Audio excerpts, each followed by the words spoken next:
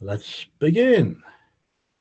And I don't know whether you look at the website before the class begins, but Odin at the Buddhist asks me always to come up with some sort of a theme or idea or something for the class, and that's quite difficult. So I thought just keeping our practice simple, keeping it simple is interesting. And it's something I need to remind myself about all the time. Just keep this practice simple. And I'm saying that, I mean, perhaps with newcomers in mind, actually, but equally for people who've been doing this for a while. Just keep it simple. And I'm reminded of that because when I first got into this class, joined this class, which was actually quite a long time ago, you're talking decades, the question of posture, it's like, often you're you get the idea. I'm not saying anybody put it there, but you get the idea that you've got to sit in a special way, a special posture. And I had real problems with that, for whatever reason. When I joined the class, a lot of the other people there would sit like, little Buddha images. And I had difficulty sitting cross-legged on the floor for any length of time, let alone in half lotus or something. And it's like, if I'd had and I was quite concerned about that. It was a struggle. It was a bit of a wrestle to try and get the perfect posture. And it's like with hindsight, you sort of look back and you think, for goodness sake, I mean, this mindfulness practice or whatever has many dimensions to it, but when it's taught at the Buddhist Society, there's a spiritual aspect to all of this. And it's like, in some sense, surely it's got to be possible to realize full and complete liberation from suffering without having a sort of a special body that can sit in a special posture. Now, that's not saying a posture can't be helpful, but that posture's got to be some sort of special posture. Or, what method? I mean, there are so many different methods. When you read into this subject or talk to other people, there are so many different styles of practice in different traditions and different meditation objects one can use. And then, the mind goes, well, is this the best one? Maybe I should try that one. And it all becomes there again very complicated. And then there are other, quite reasonable things like, well, the question of how long should one do it, how frequently one should do it. I mean, they're all fair points, but it's like, keep it simple all the time. Just keep these things simple. Sit in a posture that's good enough. I'll say more about these in a bit, but nothing's, we sort of lock onto ideas about the right way of doing this practice. And then, am I doing this right? And there are always other possibilities. And the whole thing becomes immensely complex, at least with a lot of doubt. And in a way, we quite like complexity. We sort of feel this urge to sort it all out, to figure it all out, so that we can become a skilled meditator. And meditation then becomes, like in a slog, a chore. It's like becoming the perfect meditator, getting exactly the right posture, and all the rest of it. And we're judging ourselves the whole time. Not quite right, got to do better next time. Maybe sit a little bit longer, or all this kind of stuff. And our meditation practice becomes a bit of a slog, a bit of a chore. Whereas actually, just between ourselves, on a good day, I really find meditation, dare I say it, enjoyable. And believe you me, I haven't got the perfect body or anything like that. And then you talk about mindfulness, and everybody's got a different take on what exactly mindfulness means. And you sort of think, I've got to pay attention. One take on it is mindfulness is all about attention, which it sort of is, but then attention then conjures up a phrase like pay attention. Is that right? Is that really right? And then there's insight and concentration, all these terms and things you can sort of read about. But this practice really is very simple. It's a question of getting this course is called the basic meditation course, just getting the basic simplicity of this practice right. and it can be insightful and enjoyable. And so that's my suggestion. It's like, keep it simple. So, uh, so let's do that. The attitude tonight is simplicity, is one of is simple practice. And I like, there again, this goes back to Rachel Hilton in the Introducing Buddhism course. So way back, she said something like as homework, so sit down for a while and see what happens. And it's complete beginners. Sit down for a while and see what happens. And I thought, that's it. That's it. That's mindfulness meditation. You might not know it, but that is really just sit down there and see what happens. And it's like, this reminds me, lots of Buddhist books out there, but this reminds me of, I think it's the first line on the first page of a novel written in the 1930s by somebody called Christopher Isherwood, who, as far as I know, certainly wasn't a Buddhist. And he was writing about what he saw. It was a novel, but it's based on what he saw when he was living in Berlin in the 1930s. And he's got this wonderful line, which is, I am a camera with its shutter wide open, quite passive, recording, not thinking. Isn't that great? I'm a camera with its shutter wide open, quite passive, recording, not thinking. Just sit down, see what happens. You're just a passive camera, with the shutter wide open. And that's it. You're just noticing what's going on. And on to the next shot, and on. So for me, mindfulness is, in a couple of words, it's something like relaxed awareness, or relaxed awareness, I think is quite good.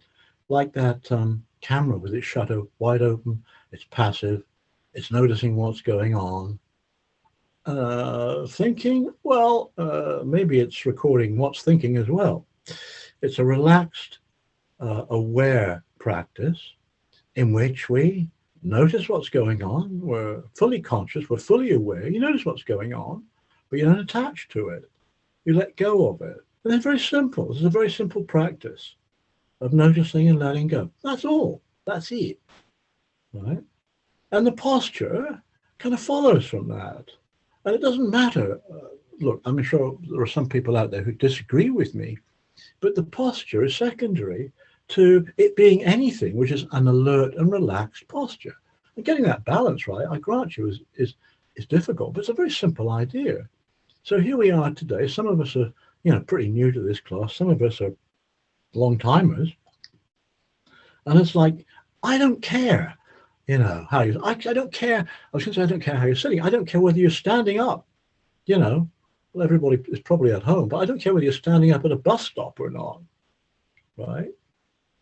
As long as one's relaxed and aware, as long as one's alert and relaxed. And that's simple, but it's quite difficult, isn't it, if you just think about it? Alert and relaxed. That's a good posture, for a practice which is relaxed awareness. That's all. That's it. So so mindfulness is just like that. Is like being that camera. It's like taking in whatever comes its way. We're conscious, and whatever comes into the mind, we just notice it. We just notice. It sounds so simple, doesn't it? But it's quite difficult because, we tend to hang on to things. See, the noticing bit, everybody notices. We're all conscious, We're all conscious to a greater or less degree. We're all conscious, and that means we are aware of what's going on. Sights and sounds and smells and tastes and all the thinking as well. All of that appears in consciousness, right? And then the suggestion is just leave it there.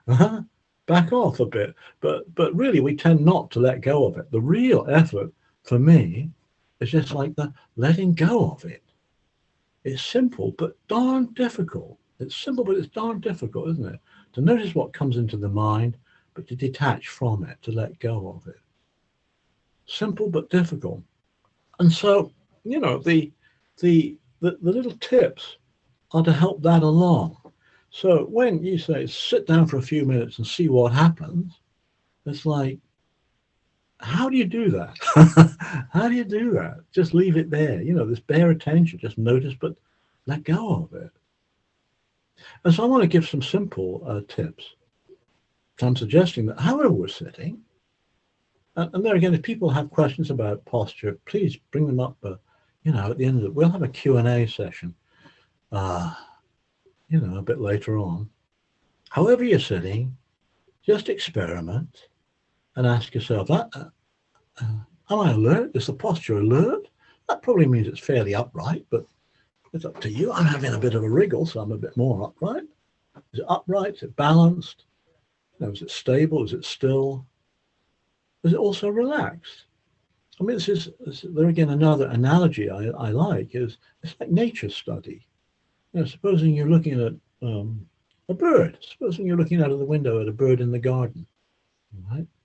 And you want to look at it, so you're alert, right? But you don't want to move because you'll frighten the bird. The best way not to move is to be comfortable and to be relaxed. If you're not comfortable, you'll probably fidget. The bird will pick it up, and you'll lose the bird. So it's like this is nature study. Actually, what we're doing is studying the nature of the mind. So we want a posture that's alert and relaxed at the same time.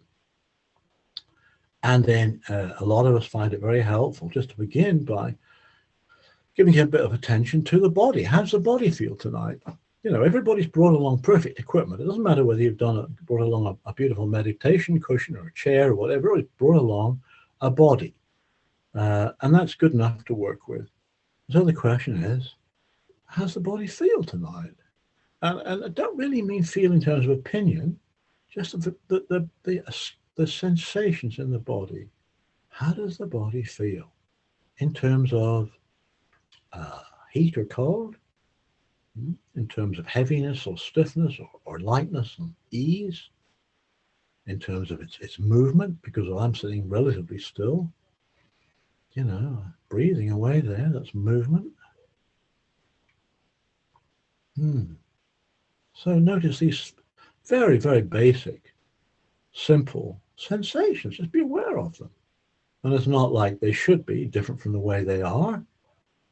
If you've got an itch on your left shin, so what? There's that so what attitude. So what? So just notice feelings. And I always begin by being, but there again, these are all options. I mean, this is just the way I do it to help me settle down so I can just sit here and see what happens, right? I'm really into the sitting down and see what happens practice, actually, of mindfulness. So just be aware of the sensations in the body, the weight of the body sitting. Can't miss that. Everybody's sitting on something. Feeling of your feet, they're touching something, probably the floor. If you're sitting on the floor, the legs are feeling like they're feeling. Stretch over the knees.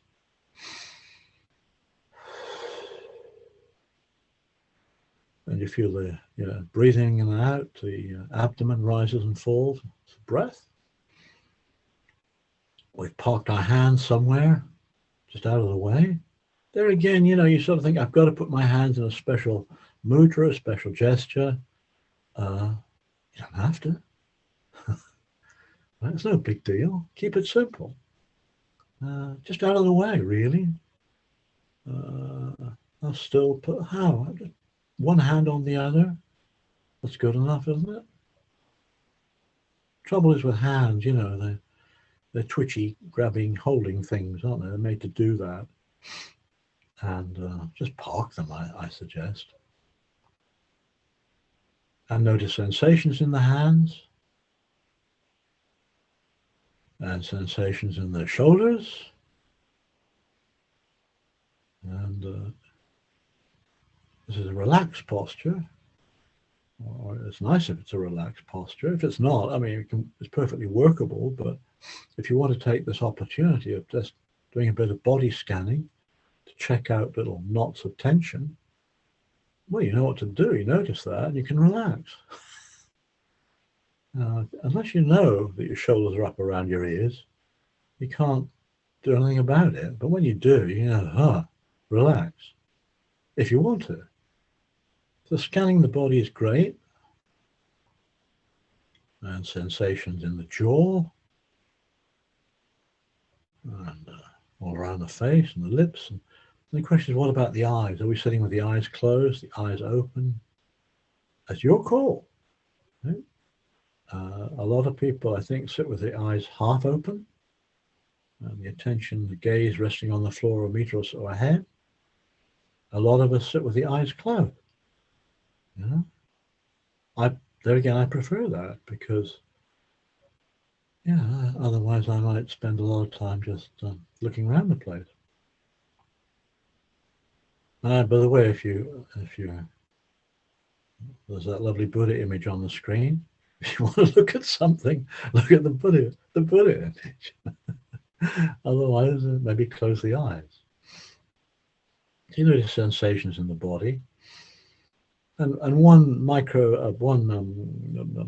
mindfulness practice is literally scanning the body from top to toe, noticing sensations. Actually, I've just been bringing our attention deliberately to sensations all of us can't miss. The feeling of sitting, sensations in the feet and the hands, and the back. But if you're sitting with your eyes closed, just be aware of the feeling of the eyelids touching, you see. The lips touching, the saliva in the mouth. And you can work over the whole body. It's a full body scan. Full body scan. Just noticing, simply noticing, without any judgment. Just resist this impetus to say it shouldn't be that way. They should. Well, why not? Some sensations are pleasant, some are unpleasant. Many of the sensations just sitting around here now, nothing special. It's okay.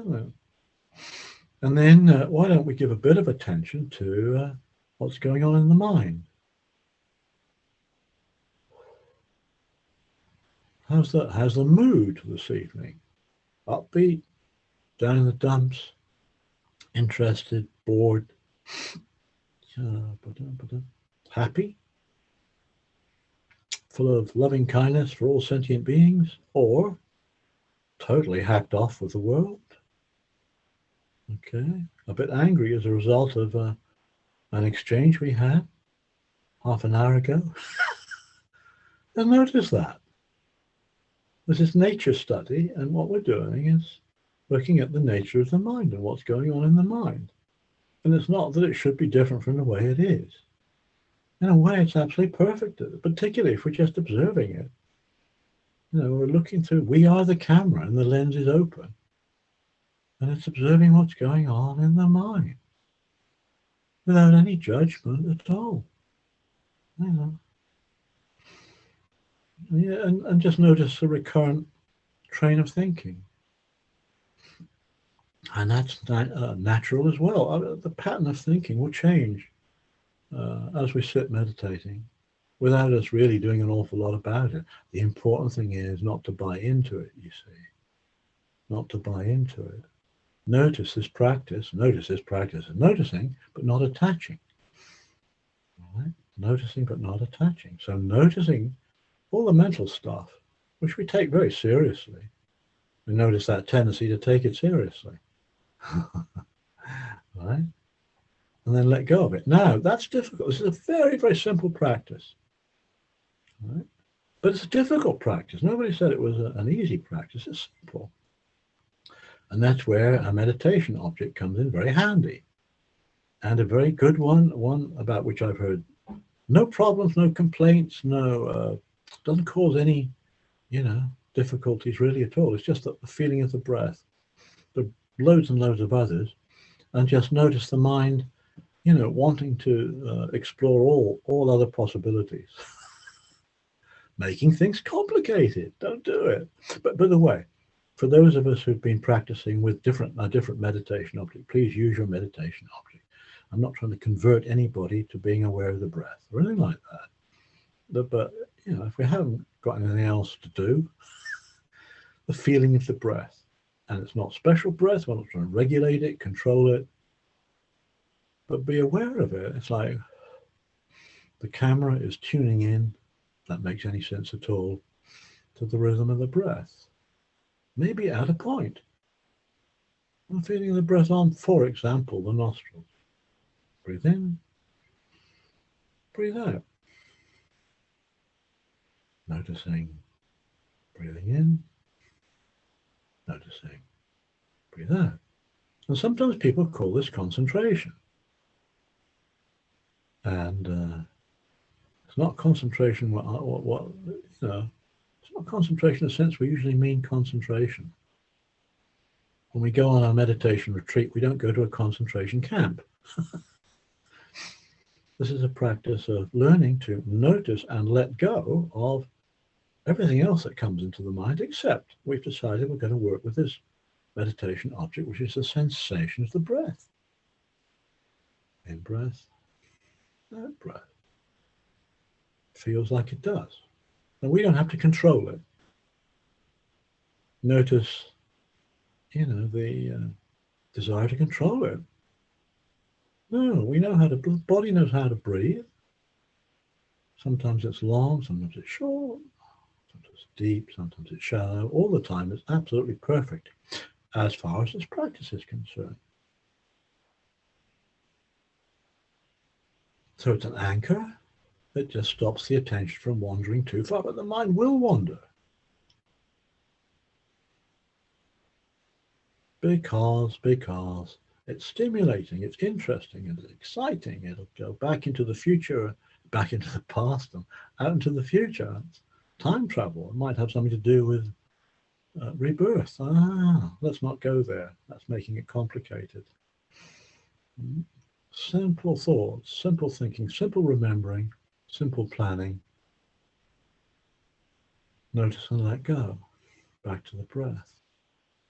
Very simple practice, but quite difficult because the breath has got this wonderful quality of calming because it's not stimulating, but because it's not stimulating, it's not terribly interesting or exciting, is it? So what we're doing is, in a way, learning to notice and let go of all the, if you like, more interesting stuff. Let the attention rest on something which is not stimulating, quite pacifying. So just spend a few moments, please, just watching the breath. And maybe things will calm down a bit. I don't know. I'm not making any promises or guarantees. Really tune into the feeling of the breath, the rhythm of the breath. Maybe things calm down a bit, which is fine, and maybe they don't, which is fine as well. This is nature study. Whatever comes into consciousness, we notice it. We don't cling to it. Let go.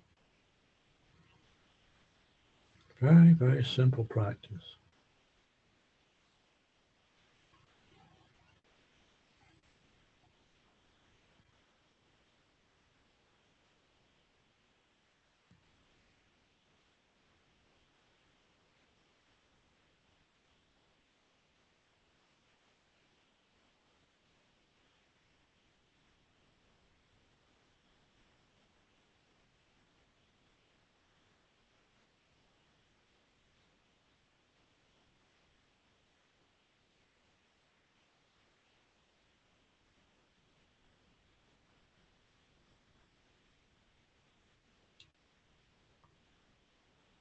And just notice how easily one thought can lead to another thought. We sit down and see what happens, and maybe what happens is you learn that the mind is out of control. Right? Do you notice that? That's what the mind is like, folks. We noticed we notice that, and then we learn how to let go of it. Relax. Right? This is awareness, but it's relaxed awareness. or aware relaxation, whatever way you want to view it. There's a thought, you feel the push to think some more around about it. Relax, let go, back to the breath.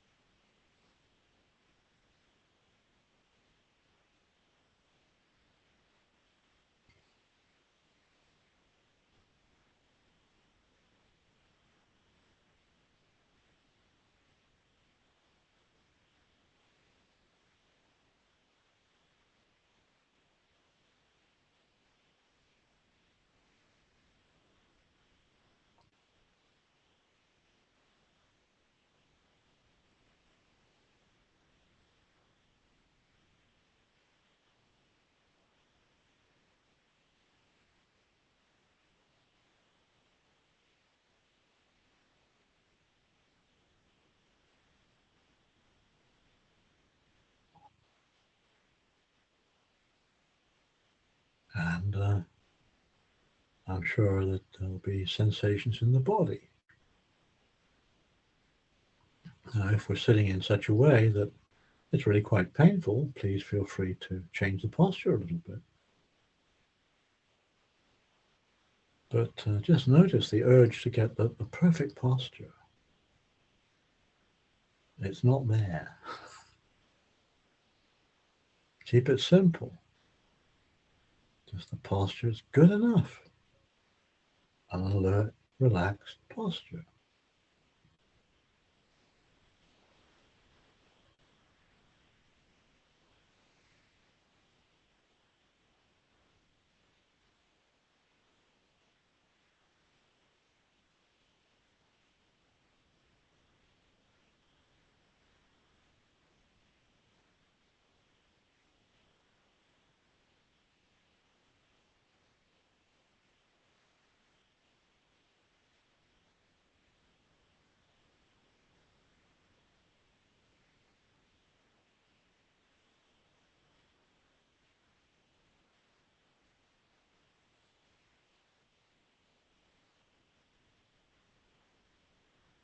Maybe this is both a calming practice and an interesting one, an interesting practice. Maybe we can learn a bit about the way the mind works. You know, nothing much happened when we sat meditation. We haven't really learned a lot, actually. You know, but if we see one thought leading to another thought, like a tape running round and round and round, oh, there we go again. You see how much of our thinking reveals us to be creatures of habit in thinking. That's interesting, isn't it? It's a bit of insight there. You notice that tendency, and back to the breath. Notice, let go. Huh? Be alert, relax.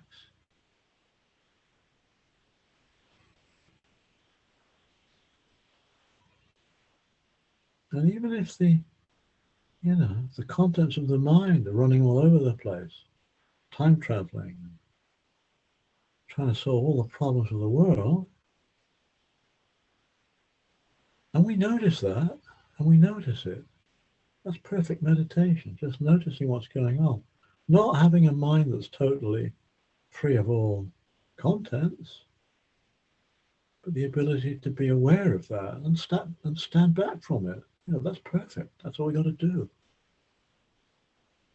Freedom from suffering by learning to see what's going on and let go of it.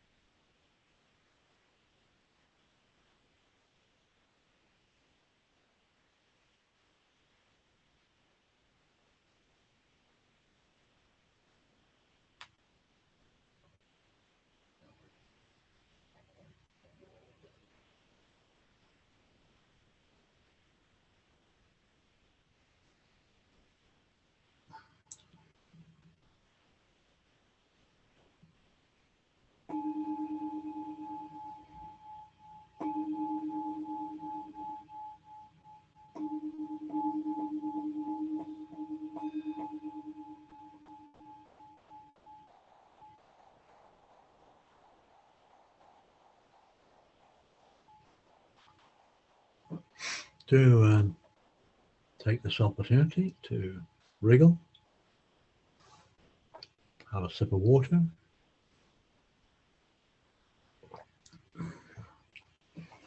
and maybe just reflect that with a bit of luck, you never know your luck, you might have actually found the last 20 minutes or so actually pleasant. What an extremely radical kind of suggestion, you know? That's why we do things that we find pleasant. I mean, that's our nature, to do things. And instead of, meditation being a slog in which you sort of ruin your cartilages by sitting in a peculiar posture on the floor, and beating ourselves up, about trying to develop some fancy meditation technique we've read about in a book. It's like, I just notice and let go. And wow, that could easily be confused for peace of mind, couldn't it? That's pretty shocking, really, isn't it? So, I mean, that's why I actually quite enjoy doing a bit of meditation. Here's another suggestion for some very simple meditation, which is hugely enjoyable. Well, I think it's hugely enjoyable. Could be a bit difficult again. I don't know. Let's just see. And this is called metta. And I think my good friend Richard last week did some metta practice with you. And this is another of these basic meditation practices that is highly recommended. And the interesting thing about it is we sometimes get it into our heads when we're doing what we've just done, that we shouldn't be thinking. And I'd say we shouldn't get trapped into thinking. We shouldn't be, we shouldn't attach to thinking. We should be able to learn to let go of it. But I mean, thinking's there. Thinking is as much a fact of my life as in my heartbeat. It's what you do. You think, and just as the heart rate, the pulse changes, so the thinking rate changes as well. And when you sit down, we're very vulnerable. So sometimes the thinking goes berserk, and we notice that. And sometimes the thinking sort of slows down. That's interesting too. We just observe this. We just observe this and let go. That's that sort of attitude. But we have this rather ambiguous. We meditators have this rather ambiguous relationship to thinking, as if we shouldn't. Well, I think my heart should keep beating. Is that my sort of attitude to it? And don't forget that thinking about thinking is just more thinking. You just notice it, and let go of it, really. So this is a practice actually in which we use thinking, quite deliberately use our ability for sort of conceptual thought. In this meditation practice. This is what metta practice is. Metta is just a Pali word which means kindness, happiness, well-being, goodwill. We're all in favor of kindness, happiness, well-being, goodwill. These are, by definition, quite positive qualities, I think, right? And so we're going to generate kindness, happiness, well-being, goodwill in a very simple way. But it's a very simple practice. And notice that nobody, at least of all me, is saying things like, you should be kind, happy, you should be full of goodwill to all sentient beings. It's not a question of you should be. Maybe we are, maybe we're not. This is a practice in which we, if you like, just think happy thoughts. This sounds childishly simple, doesn't it? I mean, I'm sure a psychologist would say this is positive psychology. But from a Buddhist point of view, it's very handy practice, because it's an antidote to negativity. It's an antidote to that critical mind we have. It's an antidote to ill will. It's an antidote to the sense of inadequacy or imperfection that we all have about ourselves. So it's quite an insightful practice. But there again, it's very simple. As long as we make it very simple, you can't go wrong. So the practice is one of, as I say, if you like doing a formula, some people, well, we're going to use words. I mean, silent words. Silent words. And in a way, everybody has to invent their own silent words. I can suggest a phrase that you might want to use, and you might want to link it to the breath or not. It's just a wish, a simple wish. There you go, a simple wish. And you don't have to believe in it. You don't have to believe in it. It's just the power of, if you like, the power of I'll say it, the power of positive wishing. So compose the body again. I particularly like to focus on the relaxed aspect of this posture. And if you're comfortable, if you're uncomfortable, it's very difficult to sort of think happy thoughts. Right? So a comfortable posture, And whether or not you feel anything at all is neither here nor there. The extraordinary thing is, if we do this practice long enough, you do really begin to, it has an effect on the heart. So keep it simple. And here's a phrase what you can use, like as a mantra as well. If you're into mantras, which is a phrase, and one directs the attention towards that phrase, towards that mantra. So, it's like the breath. Something bobs up into the mind, you notice it, you let go of it, and you go back to the phrase. You can use it just like that. And the phrase I would use would be something like, may I be well. May others be well. It's a very pro-social practice. May I be well. May others be well. Or may I be happy. May others be happy. It's very genuine, right? Everybody wants to be well, physically well, mentally well, financially well. I don't care. Well-being is something, is a good, right? However we define it. Happiness is a good thing.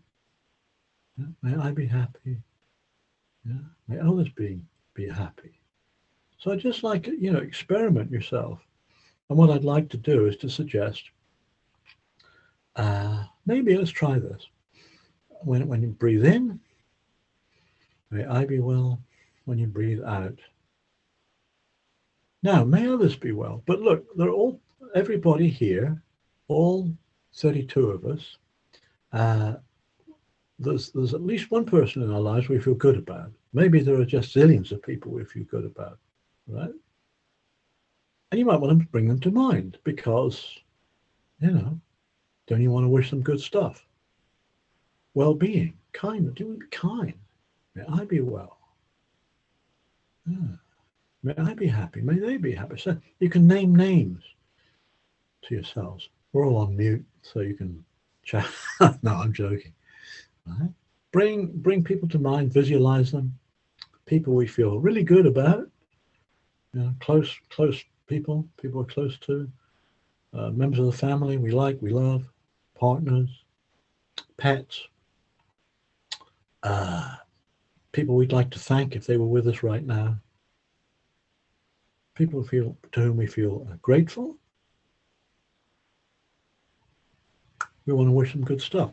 But do not forget to wish ourselves good things. It's quite easy, isn't it? To wish the person you love all the very best in the world. Right? Very difficult to wish ourselves happiness, well-being, because we feel we don't deserve it, or all this stuff.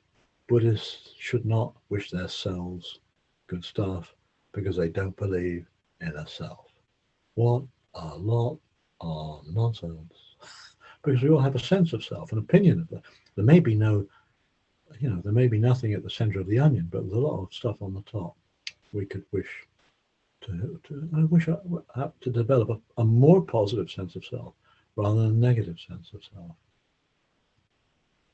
So try this. Breathing in, breathing out. Just do the breathing, mindfulness of breathing for a bit. And then there's this quality of loving kindness, of happiness, of well-being, of goodwill. It's a very open practice, very forgiving practice, a practice of caring concern. Lovely practice. On the in-breath, may I be happy. On the out-breath, may this, we'll call them good friends. May this good friend be happy. On the in-breath, may I be free from suffering. On the out-breath, may he or she, this person I really care about, may they be free from suffering.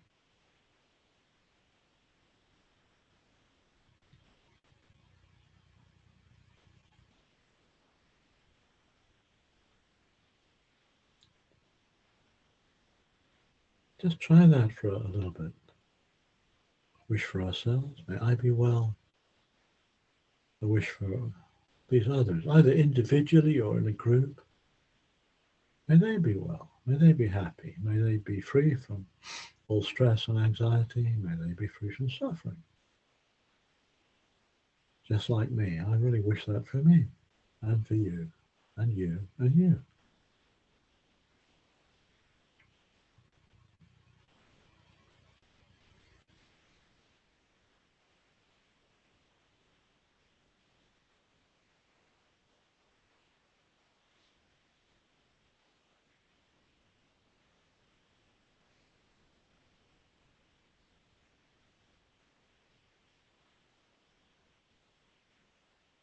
And just notice any resistance to doing this.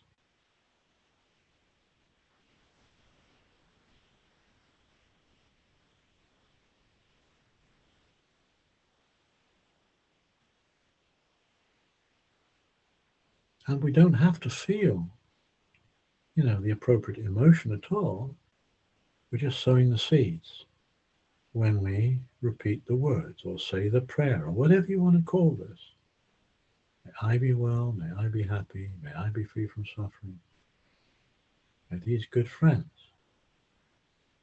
be well, be happy.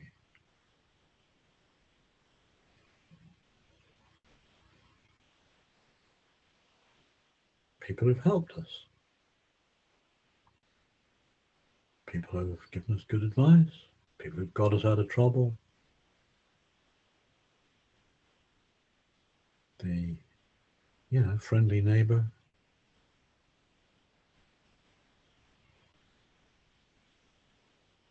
The person who gave us a smile today in the street.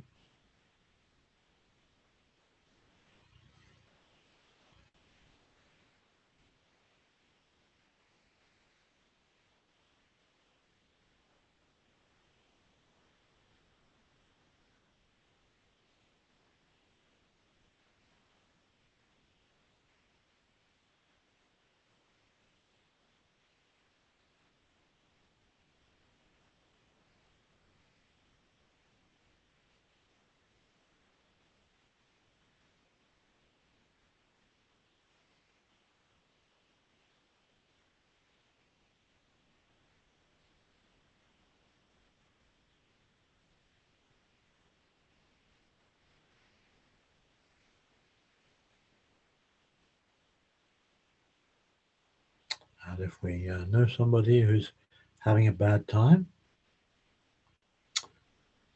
just saturate them in wishes, in thoughts of loving kindness. Great big get well soon thought, wish.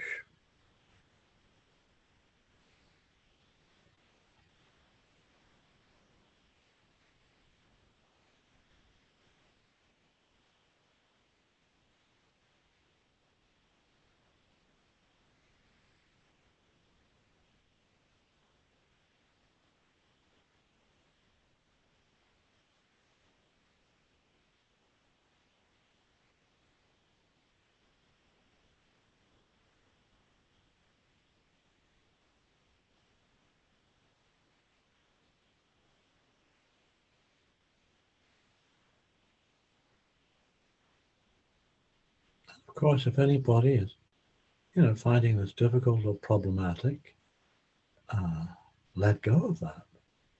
And we've been doing, a noticing and letting go practice in the first half of this class. So we know what to do. You don't have to do this. Go back to the feeling of the breath, just the breath, breathing in, Yeah.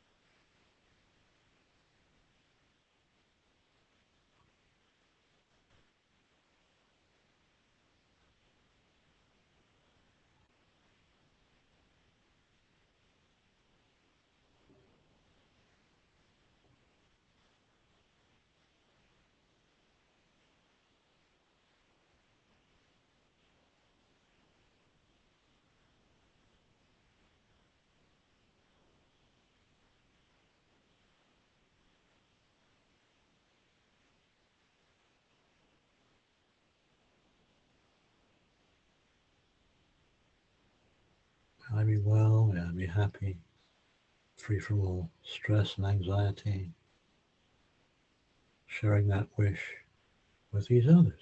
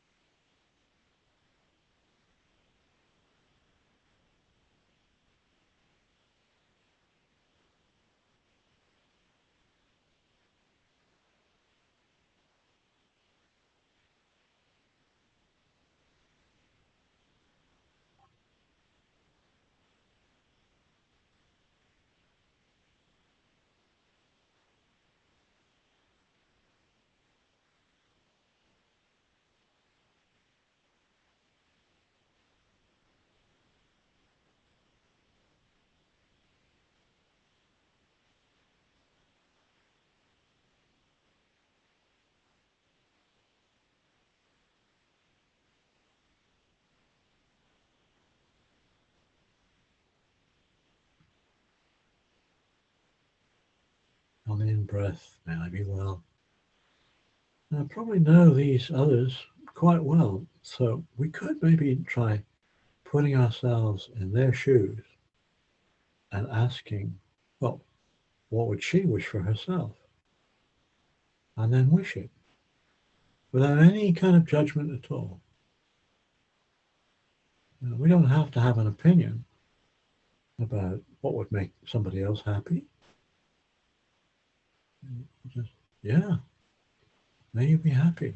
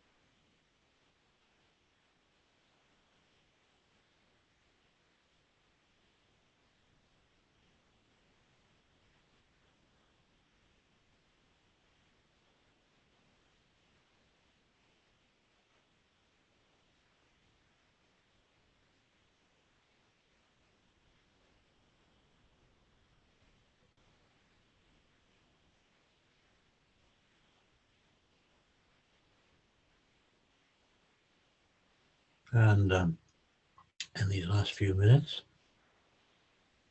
you can keep going doing this if we want to, or let go of it and just spend the next 5 minutes sitting here and seeing what happens. Back to the beginning of the class. Sitting, seeing how the mind is, maybe following the breath, or nothing special. Sitting here and seeing what happens.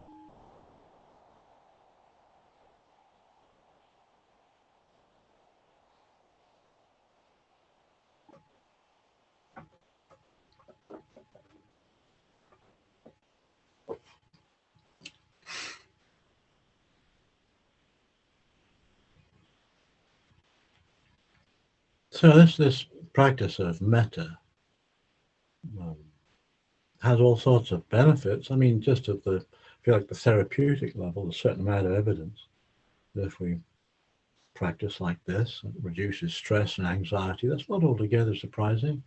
Increases our capability for compassion.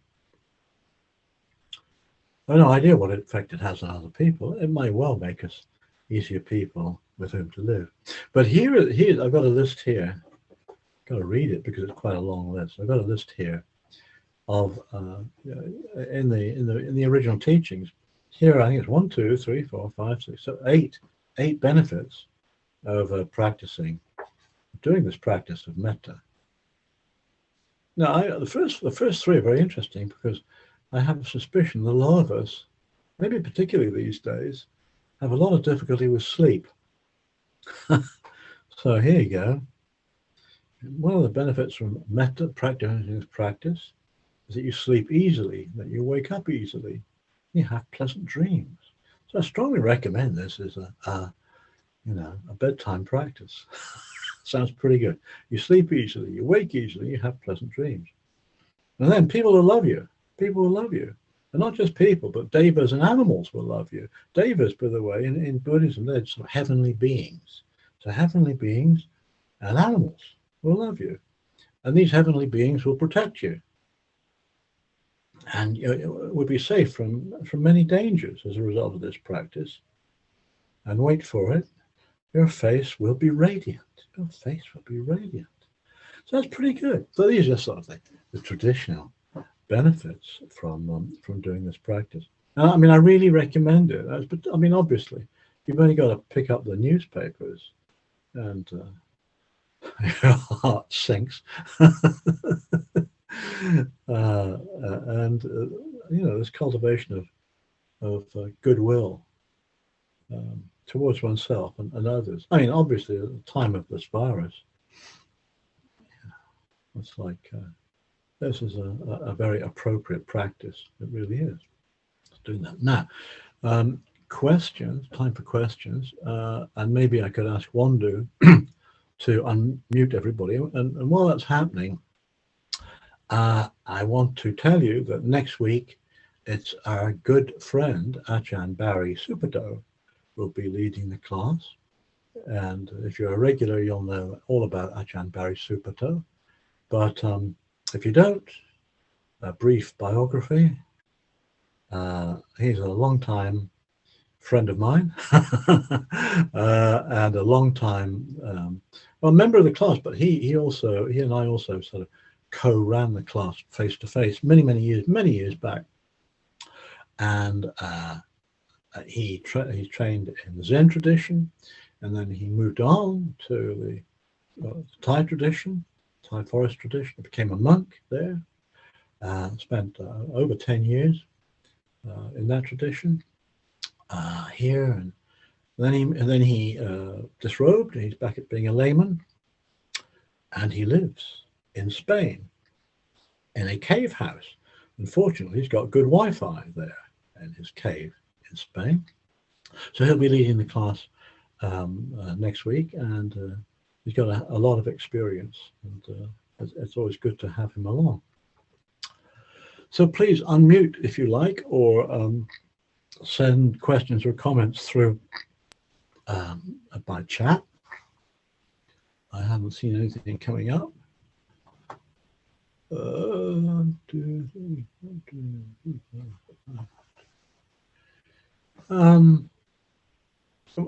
could I ask something? Please do. I'm trying to track you down on the screen. Hang on. I'm Tracy. Yeah, I've got you, Tracy. Yeah, go ahead. Yeah, it's just a question. If you want to meditate on a particular subject, say something like the 5 remembrances, how do you, what do we mean when we say meditate on that? Do you recite them as in a mantra type thing, or do you focus on, say, one particular part of that and think about it? Well, you work it out for yourself, right? I mean, it's just like doing this metta practice that we've done, where you can send thoughts of goodwill and whatnot one individual at a time or all individuals.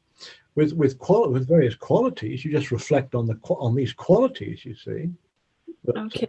yeah, and I mean it's interesting to do this with for example the qualities of the Buddha. If you want to, it's like quite interesting. The qualities of the Buddha or the Dharma, the qualities of the Buddha's teachings, and one can sort of just reflect on that more as like a reminder. It's like what does the Dharma of the Buddha's teachings, really mean right now, in time, in the sense that, well, it's something to do right now. It's available right now. We don't have to tune into a Zoom meeting at the Buddhist Society to, wise up. Right now, we can do that right now. So it's more like reflecting on the qualities of things, Okay. Yeah, just go to the basics. What are these things? What are these words? These means? These quality. What are they? What are they like? What do they mean? And just reflect on their qualities, and Okay.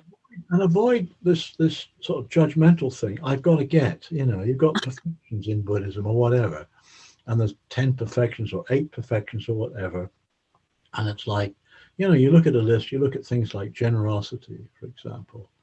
And you think, I've got to be perfectly generous. And then your mind just goes into a spin. It's like, well, what does that mean? Have I got to take my shirt off and give it away? Or what? And that's not what this is about at all. Right? It's like, it's not a question of being perfect. It's a question of, at the next, when the next opportunity arises, and maybe doing a bit of good. Somebody asks you to, I don't know, a neighbor goes away. Will you look after the cats overnight? Yeah, sure. It's that sort of attitude. So it's not a sort of a whole bunch of sort of setting up ideals. It's like these are suggestions. These are pointers in the direction of they are pointers in the direction of travel. How about that? That's the way to go, rather than you've got the message anyway. Uh-huh. Okay. That's really helpful, and thank you for the sessions tonight. Thank you. Thanks for coming, Tracy. Now, any other questions, please, or comments? I'm particularly interested, I'll tell you, particularly interested in the 5 or 6 people who were at the Introducing Buddhism class on Monday night. Have you guys got anything you'd like to have discussed, or questions about what we've been doing tonight? Or you don't have to, but go ahead if you do. And don't forget, you can, I hope, unmute if you'd rather do it that way. Any questions at all, or comments, criticisms?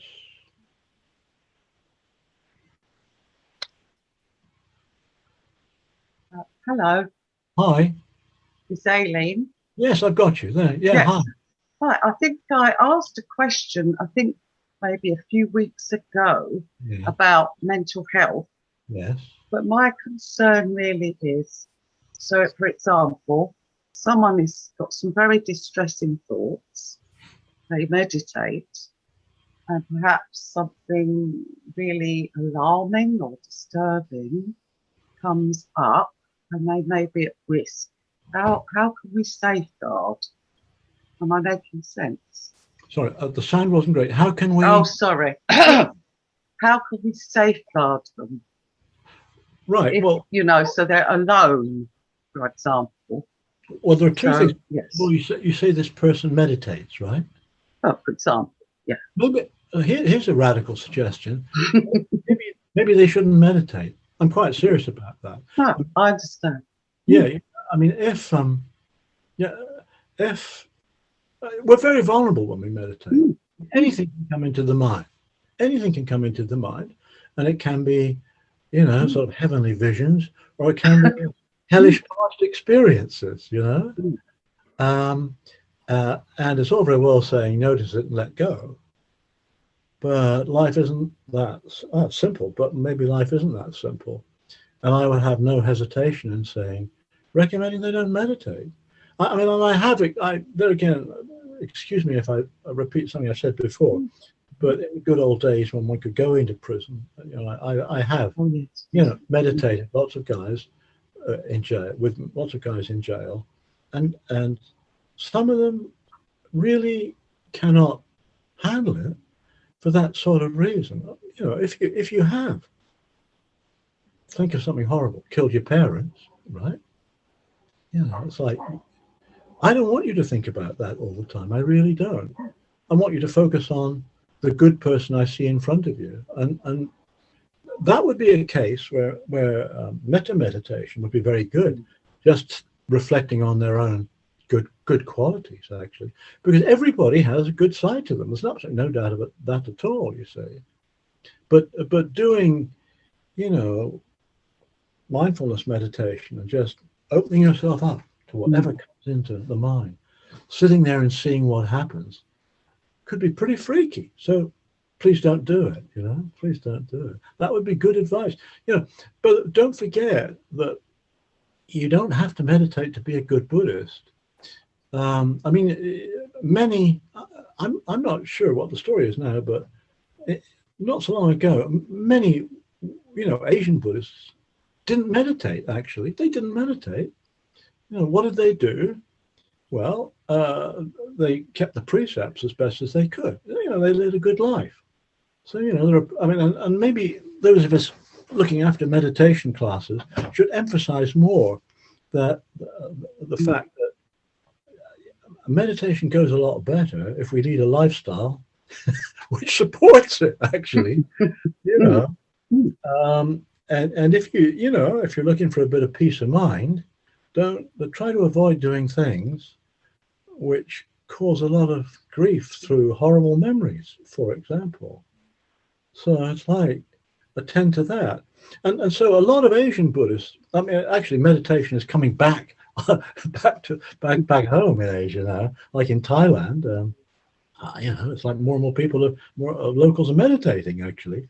But there was a time when it was just like, you know, keep the precepts and make merit, you know, support the Sangha, support, you know, that was it, really, you know. And meditation was for some other time, some future rebirth. It was that sort of attitude. So it's quite possible to be a good Buddhist and lead a good, helpful, you know, kind life. And as I say, and be a good Buddhist as well. Really. So, I mean, that's the sort of advice I'd give without any doubt at all.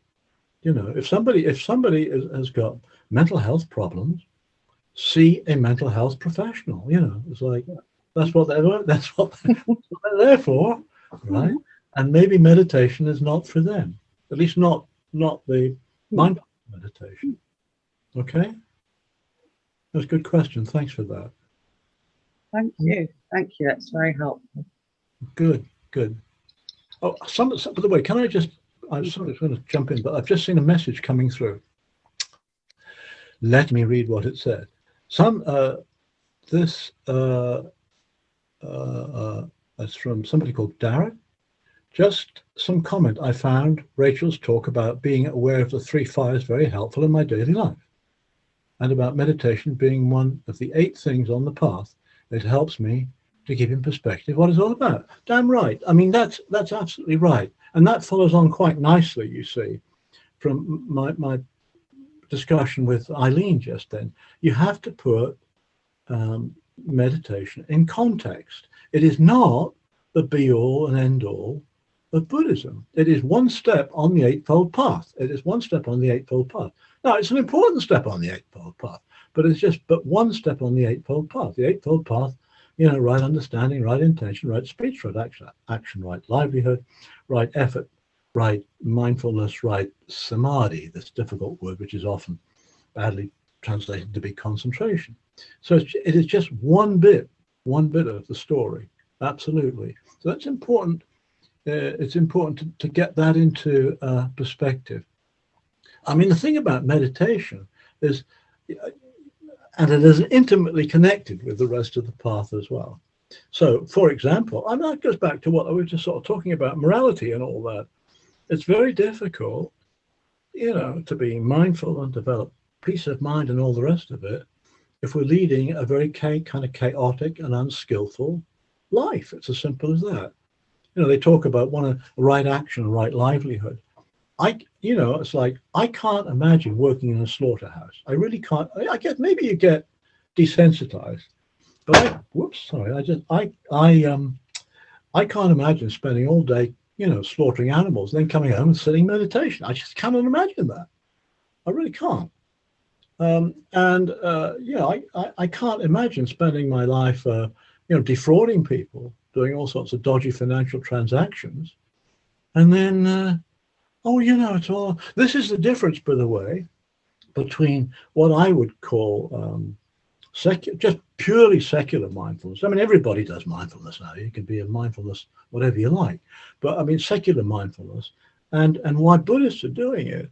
I mean, you can be, this skill of mindfulness, of attentiveness, and being able to step back from, stuff if you want to, is a very good skill. It's a very useful skill. And maybe Rachel talked about this. I mean, so, the sort of example that people talk about is, can you be a mindful sniper? Can you be a mindful sniper, a mindful assassin? Maybe you got to be a sniper. It takes tremendous attention. You got to be quiet. You got to be still. I've never done it, but myself, I'm not that sort of bloke. But it's like you got to be quiet. You got to be still. You got to pay attention. You got to be mindful. But that's not what Buddhist mindfulness is all about. There's a moral quality to it. As simple as that. It's not just a management technique. It's not just about having more productive workers. That may be a byproduct of it, but that's not why Buddhists do it. As simple as that. Forgot how we got onto. We're talking about this. The Eightfold Path, right? So the way we lead our lives supports our meditation practice or frustrates it. It's as simple as that. Simple as that. And by the same token, our meditation practice and what we learn from meditation practice, helps us develop this quality of insight, wisdom. What do we learn? And a good question to ask at the end of a period of meditation, like this evening, is to ask ourselves, what have I learned this evening? Now, you don't have to answer that. It might be a bit embarrassing for me, but it's like, what have I learned this evening? That's a good question, you see. I mean, it might be meditation's not for me. I don't know. Right? Or it might be, my God, I didn't realize I was such a basket case. My head was completely out of control. But on the other hand, you've seen that. That's a big step in the direction of wising up. It really is. You see, that's important. A lot of newcomers to meditation just look at this and they think, I had no idea. Now you do, you see. Now we do. And people ask, what's insight, wisdom? That's it. That's an example of it. That's and being aware of all these habitual patterns of thinking. How a memory leads to a change in the heart rate, or a sensation in the body leads to the mind going off all over the place. I used to run quite a lot. And you'd get out there running and you're monitoring the body and all the rest of it because you're probably doing something stupid like run to a stopwatch or something like that. And you're monitoring the body and you start getting little niggles and aches and pains and and then am I going to have a heart attack? No, you're not going to have a heart attack, but you start your mind goes off in that direction and you just notice how mind and body are interconnected. Well, that's very interesting, isn't it? That's very interesting. So you learn a lot. You see, you learn a lot from meditation practice. Talk about insight knowledge.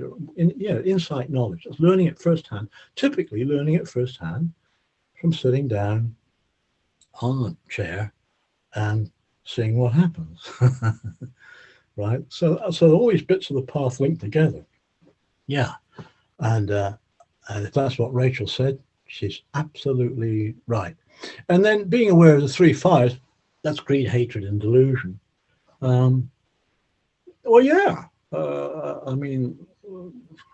These tendencies to me, what are the greed, hatred, and delusion? It means the delusion bit is critical. It's like identifying with likes and dislikes. Greed and hatred are just that tendency to go towards something and grab it.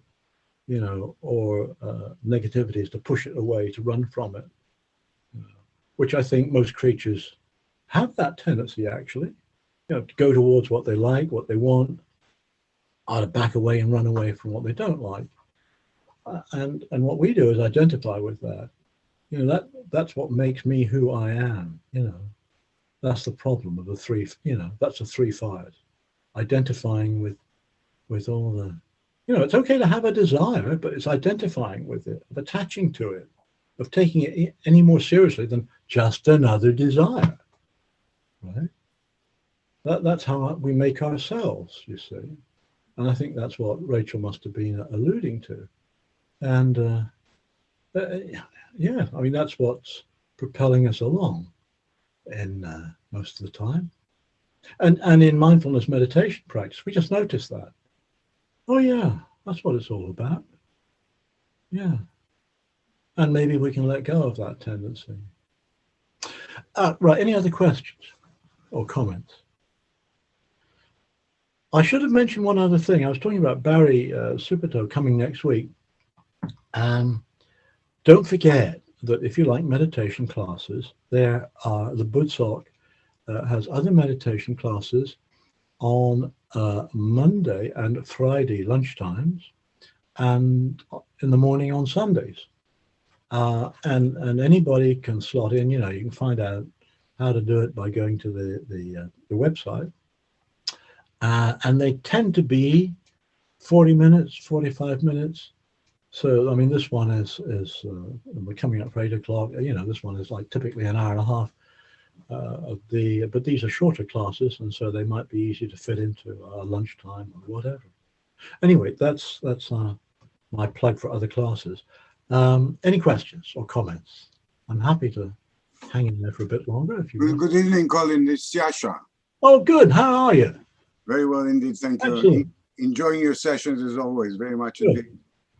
I must say I was very grateful for your comments about posture this evening, because since I started meditating, I've been very guilty of the fact that I was never sitting in the right posture. Yeah. And the older I've got, the more difficult it's got. Gosh, there's a surprise. But I must say that what I feel about the posture business is the fact that getting into the right position is just straightening yourself enough to start your meditation, so that you get your body in line, if you see what I mean. Yeah. After all, you've been doing all sorts of postures during the whole day, so to be able to sit down and concentrate, but to relax after a few minutes of that posture seems something that you are allowing for in Buddhism, and that's great. The question I have really is that as long as you are uncomfortable, it's very easy to keep awake. What do you say to the fact that the more comfortable you get, the easier it is to fall asleep during meditation? Sure. Absolutely right. I mean, it's a balancing act, isn't it? You're walking on a tightrope. You really are. Yeah, absolutely. I mean, that's why I'm just trying to practice what I'm preaching now. It's like, so when I said just find a posture that, as alert and relaxed at the same time, it is a balancing act, quite obviously. If you're too comfortable, I'm sitting on a chair with a back, but for the fact that I'm supposed to be leading this meditation class, if I just kind of slouch back here, I'd be off. I'd be asleep probably. That's a bit of an exaggeration. And equally, if I'm putting in a lot of energy just holding the body upright, there's not much wisdom in that, to be absolutely honest at all. The whole practice is one of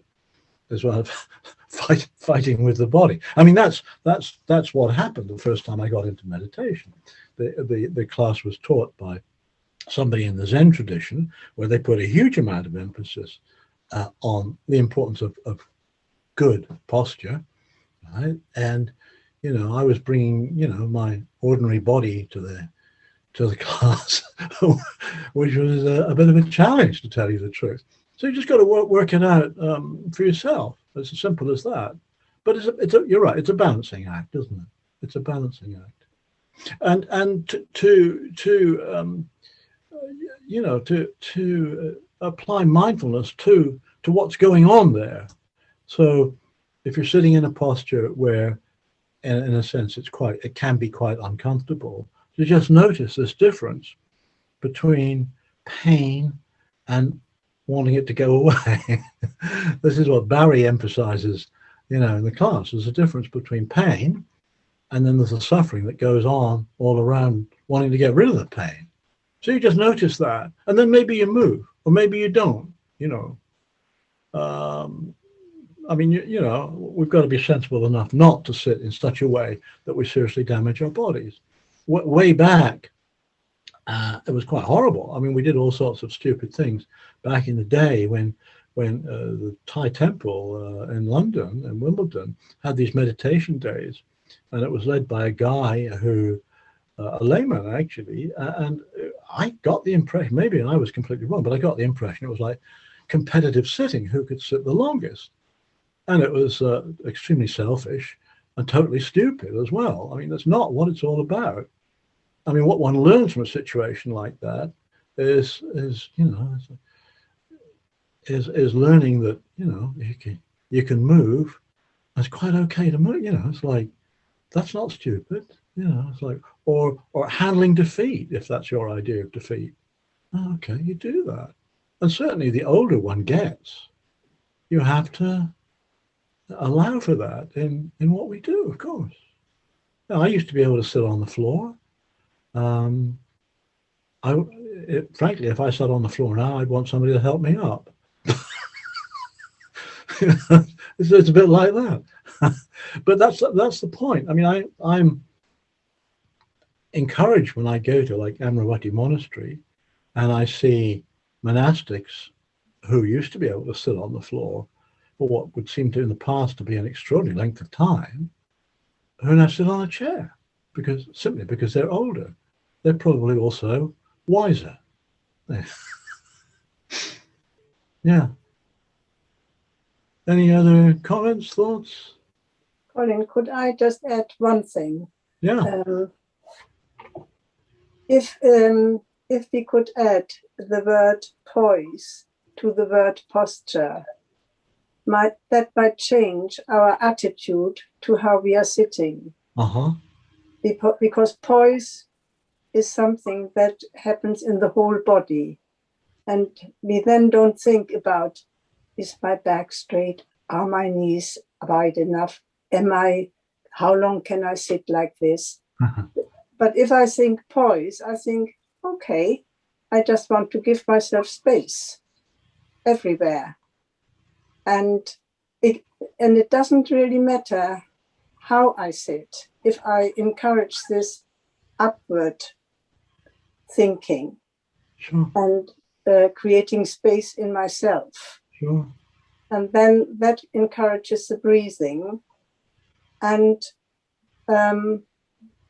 that's where I want to be. That's all really. But I think poise is such a wonderful word. Mm-hmm. Good. I mean, that's a good point. That's a good point. And we've all, got, I mean, everybody here, all the 20 people who are now here, everybody has been trying to figure out over the last hour or so, how to sit in a comfortable way. Yes, in a comfortable and alert way. And if poise is a word which means something to anybody, do it. I mean, take that as your sort of guideline. Poise. Yes, poise. Absolutely. Any other comments or questions? So again, I'm just, is there anything from newcomers don't want them to feel neglected?